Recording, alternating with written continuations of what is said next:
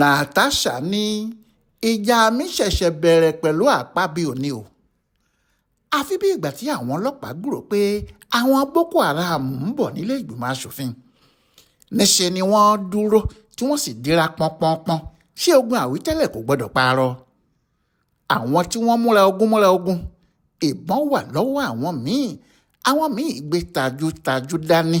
Bẹ́ẹ̀ ni gbogbo wọn de bẹ́líìtì mọ́nú gbágbáágbá tí wọ́n joyè afúnjà má pọnmọ.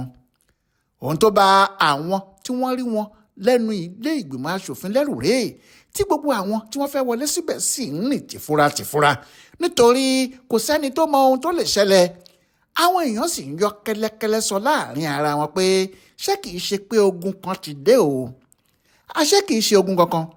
Àṣé obìnrin tóun náà jẹ́ aṣòfin Natasha àpótí Odùagàn ló ń bọ̀. Òun ni wọ́n múra dèbí ẹni tó ń retí ogun léńdé. Ohun tí àwọn aṣòfin fúnra wọn sì ń sọ ni pé àwọn gbọ́dọ̀ wà ní ìgbáradì. Wọ́n ní kò sí àrà tí obìnrin náà kò lè dá. Àmọ́ àwọn ti rẹ́dì fún un. Bó bá gbé kinní kan wá yóò forí ara ẹ̀ fa ni. Kò sì ní yàtọ̀ sí ìgbẹ́ tí ìjàpá bá ṣu tó jẹ́ yóò fàyà ẹ̀ kó ni. Nígbà tí àwọn kan fẹ́ máa bínú sí olórí ilé ìgbìmọ̀ aṣòfin sẹ́nẹ́tọ̀ Akpabio pé èyí tó ń ṣe yìí ti pọ̀ jù. A kì í lè èkúté ilé ẹni ká fapáṣẹ́. Àwọn tí wọ́n fẹ́ràn Akpabio ní ọ̀rọ̀ ti kọjá yẹn o. Ó ń bọ̀ kéèyàn tètè dé àwọn fún ni. Àbí bí Natasha bá kó olórí àwọn látẹ̀yìn tó forí ẹ̀ sọ pépele òkúta kí làwọn yóò máa wí. Wọ́n ní àwọn gbọ́dọ̀ dáàbò bo Akpabio lọ́wọ́ ọ̀tá ilé àti ọ̀tá òde. Àwọn aṣòfin tí wọ́n fẹ́ràn Akpabio yìí ní ohun tó wà nílẹ̀ yìí kì í ṣe kékeré mọ́ pé gbogbo ohun tí àwọn bá sì ní àti ọ̀nà tí àwọn bá mọ̀ ni àwọn yóò fi dáàbò bo olórí ilé ìgbìmọ̀ aṣòfin àwọn. Wọ́n ní Natasha àti àwọn èèyàn ẹ̀ yìí igba ọkọ́ igba àdá ni wọ́n o tí wọ́n wá parapọ̀ tí wọ́n ń bá òkè ṣọ̀tá pé òkè l'Akpabio òkè ó jẹ́ òkè ó mú bẹ́ẹ̀ ni òkè ni yóò sì borí gbogbo wọn. Bí àwọn ti ń lérí yìí bẹ́ẹ̀ náà làwọn tí wọ́n fẹ́ ti Natasha tí wọ́n sì tẹ̀lé délé ìgbìmọ̀ aṣòfin yìí náà ń kọrin. Wọ́n ń kọrin lẹ́nu ọ̀nà ilé ìgbìmọ̀ aṣòfin tí wọ́n ń sọ pé ó dé katapila ọkọ̀ òkè ó dé. Àmọ́ ohun tí àwọn tó joyè aṣọ̀túnṣòsì má bàbí kan jẹ́ wá ń sọ ni pé báwo lọ̀rọ̀ ṣe tún wá di rúdurùdu báyìí. Ilé ẹjọ́ sá ti dájọ́. Ó dàbí pé ẹjọ́ tí ilé ẹjọ́ dá yẹn gan-an ló fa wàhálà tó wà nílẹ̀ yìí o.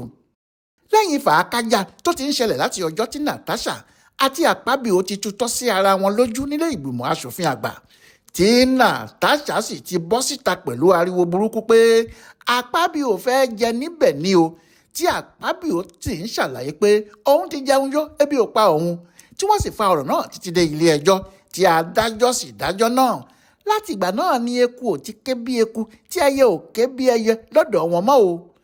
Àfi ẹni tí yóò bá sọ pé òun ò mọ̀ lókù pé ilé ìgbìmọ̀ náà ń gbóná. Ọjọ́ 4 oṣù keje yìí náà ni adájọ́ Binta Nyako dájọ́ tó sì dá Natasha lẹ́bi pé orí ilé ẹjọ́ fín nítorí lẹ́yìn tí ọ̀rọ̀ náà ti wà níwájú ilé ẹjọ́ lòun tún lọ kọ àwọn àwàdà kọ̀ọ̀kan sórí ayélujára gbogbo tó sì fi ń yẹ̀yẹ́ Akpabio. Kódà wọ́n ní kó san mílíọ̀nù 5 owó ìtanràn kó sì lọ tọrọ àforíjì sínú àwọn ìwé ìròyìn ilé wa àti lórí ayélujára tó ti fi Akpabio ṣe yẹ̀yẹ́. Ẹni tó bá ibi ìwo ìdájọ́ náà yóò ní Natasha jẹ̀bi ni o. Kò sì sí ohun tí ẹnìkan tún lè ṣe sí i mọ́. Ṣùgbọ́n Natasha nìkan kọ́ ló jẹ̀bi. Adájọ́ Nyako náà tún sọ pé àwọn Akpabio náà jẹ̀bi pé àwọn náà kò ṣe dáadáa. Adájọ́ náà ní lóòótọ́ ilé ìgbìmọ̀ aṣòfin lágbára wọ́n sì lẹ́tọ̀ọ́ láti bá ọmọ ilé ìgbìmọ̀ náà tó bá ṣe àìdá wí. Àmọ́ kì í wá ṣe pé kí wọ́n bá wí kọjá bó ti yẹ. Wọ́n ní ti Natasha ilé ìgbìmọ̀ kò lè sọ pé odidi oṣù 6 làwọn yóò fi lé e kúrò nígbà tó jẹ́ èyí táwọn gan fi ń jókòó láàrin ọdún kan kò jù bẹ́ẹ̀ lọ.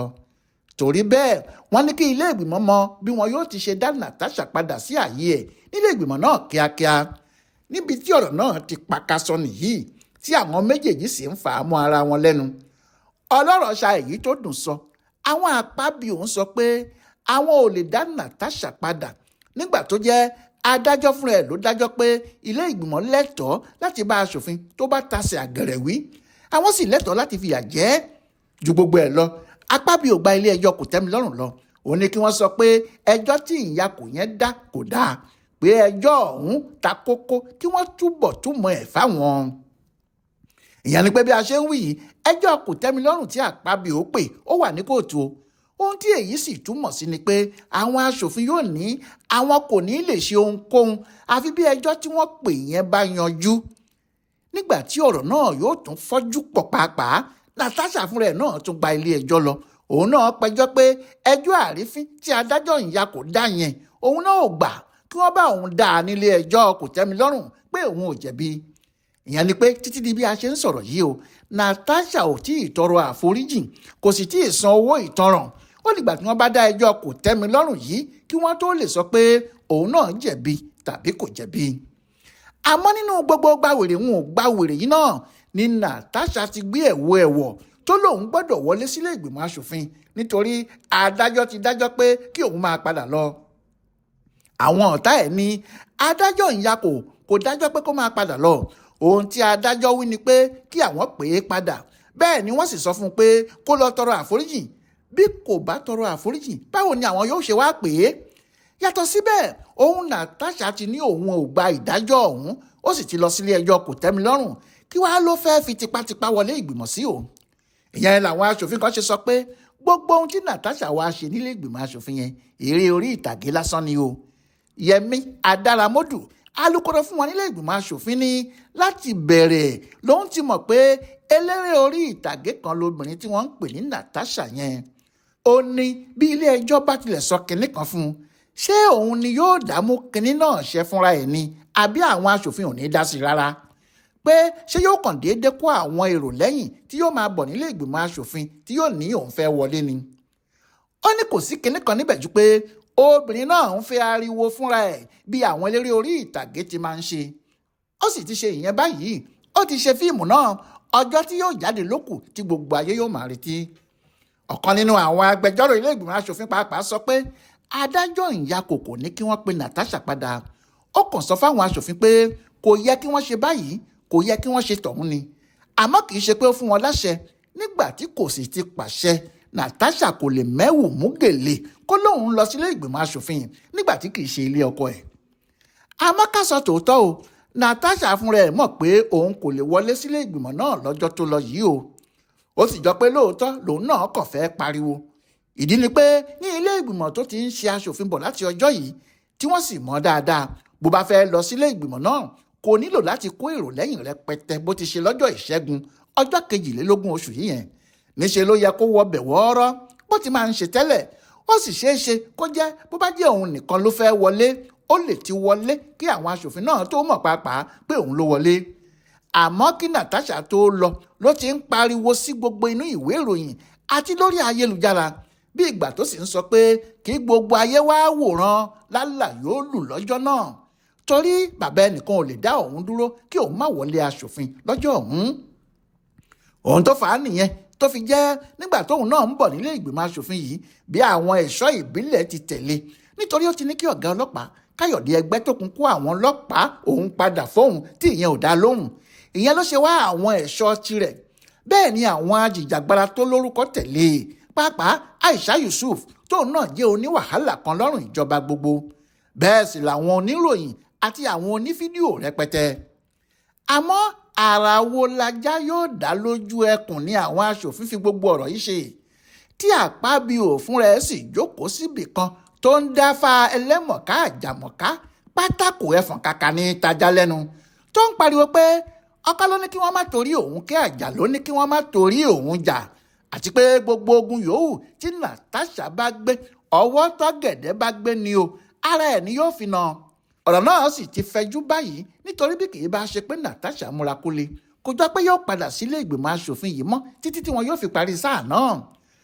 àkọ́kọ́ ni pé yóò dúró kí adájọ́ Bíntà Nyako tún ẹjọ́ yìí dá, kó sì pàṣẹ kan wàá pé ó yá ilé ìgbìmọ̀ aṣòfin ẹ lọ dá Natasha padà kíá, tàbí kí wọ́n jọ dúró dìgbà tí ilé ẹjọ́ kòtẹ́milọ́rùn yóò dájọ́.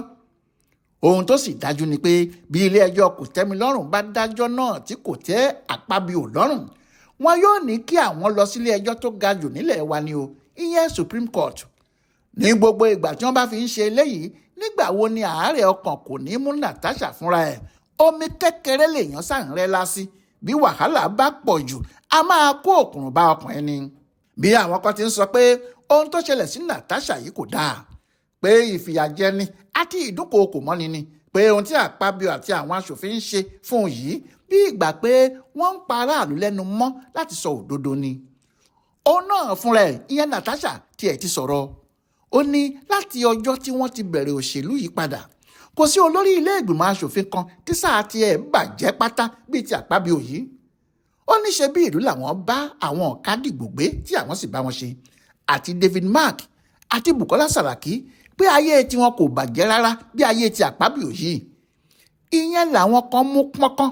Wọ́n ní lára ohun tó ń kó bá Natasha nìyẹn, pé ẹnu ẹ̀ kì í rọ̀ ọ́, bẹ́ẹ̀ ló sì ní wàhálà fún rẹ̀ nítorí ó rò pé kò sí ohun tẹ́nìkan yóò ṣe fóun ni. Wọ́n ní ìgbéraga ló ń ṣe ẹni tó ru ẹrù sórí, tó wá ní ẹni mẹ́wàá kò lè sọ òun kalẹ̀, kí ló wá gbèrú? Àti pé bí ajá bá ń lérí pé òun yóò pẹkùn jẹ lọ́jọ́ ìpàdé wọn, fẹ́ẹ́ lajá yóò ṣù sára. Nítorí ní gbogbo ọ̀nà Akpabio kì í ṣe ẹgbẹ́ Natasha, ẹni bá sì jù ni lọ ó lè jù nínú ni. Kò wá sẹ́ni tó sì mọ ibi tí ọ̀rọ̀ yìí yóò yọrí sí o, nítorí Akpabio yìí kò ní í gbà, ó sì jọ pé Natasha náà kò ní í gbọ́. Nígbà tí irin méjì bá sì kọlu ara wọn, ọ̀kan ni yóò tẹ̀ fún kan o. Ọláyíwọlá alága ló ṣe àyẹ̀wò ọ̀rọ̀ Natasha àti ilé ìgbìmọ̀ aṣòfin yìí wò fún bùdó àgbáyé fún àṣà àtìṣe Yorùbá World Center nínú ọgbà yunifásitì Ìbàdàn. Ẹ kú déédé àkókò yìí o.